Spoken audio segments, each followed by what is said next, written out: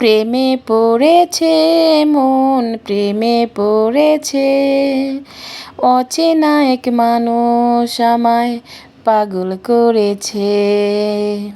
মন কিন্তু প্রেমে পড়েনি। সন্ধ্যার সময় বাস্তবতার মধ্যে চলে এসেছি।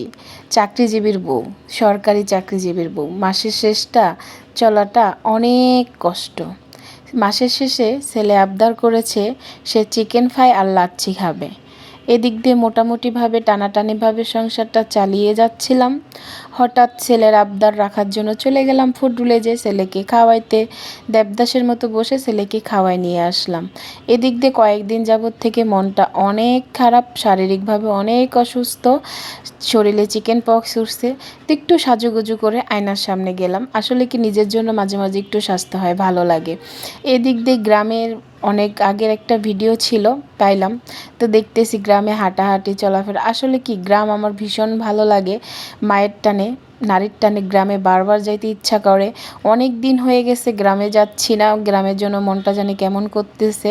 কিন্তু যাদের কাছে যাব তারা যত্ন সহকারে আমার মনটা ভেঙে দিয়েছে। তাই ভাবলাম যে যেখানে আমার মূল্য নাই, মূল্যায়ন নাই, সব দাম নাই, সেখানে না যাওয়াটাই সবচেয়ে বেশি বেটার। তাদের কাছ থেকে দূরে থাকাটাই ভালো। চাই কষ্ট হোক, তারপরও নিজের জন্য, নিজের সম্মানের জন্য তাদের কাছ থেকে অনেকটা দূরে সরে আছি, দূরে সরেই থাকবো। ভালো থাকবেন সবাই।